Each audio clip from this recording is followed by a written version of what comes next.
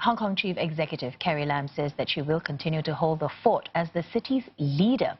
She says the violence in the anti-government protests is becoming more serious, but is confident her government is in control of the situation. The question of resignation has also been answered. I think a responsible chief executive at this point in time should continue to hold the fort and do her utmost to restore law and order in Hong Kong. Okay?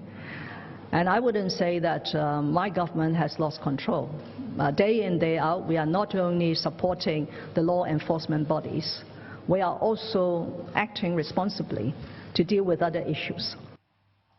Mrs. Lam also confirmed media reports that she did attend a meeting with young people on Monday, but she did not give any details of what was discussed. As Deng Wai Kit reports, Hong Kong is bracing itself for fresh waves of demonstrations this weekend. Saturday, Sunday. Hong Kong's 12th weekend of protests took a regular turn to violence.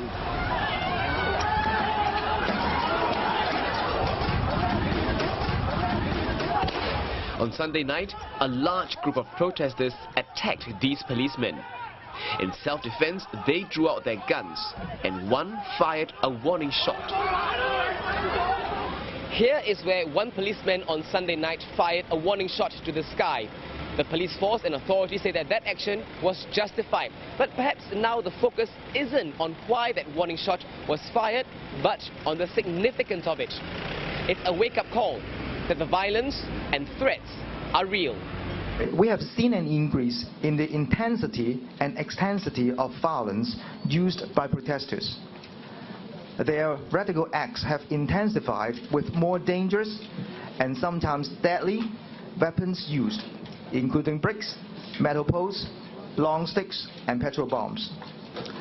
Such violent clashes have extended from venues of public meetings to various unrelated districts in Hong Kong, with no sign or warning to the general public. On Sunday in Tsuen Wan, hours before some protesters turned violent, police fired water cannons and tear gas at protesters. We saw residents in the area, housewives and families with children scrambling for safety. Most were ill-prepared and at most have face masks with them. This comes as the unrest on the streets resurfaced on late Monday evening at Sham Shui Po and Wong Tai Sin. 我直情唔想出街啦，喺屋企啦，因為我哋幾廿歲，行都行唔得快啦，有起事傷人點搞啊？可能會唔敢出街啦，係啊，驚去到嗰啲地方唔知警察唔知會做啲乜嘢。我驚我就唔驚嘅，不過咧就少出街咯，星期六、星期日嗰個示威遊行，因為我哋啲行動唔係幾方便啊，老人家。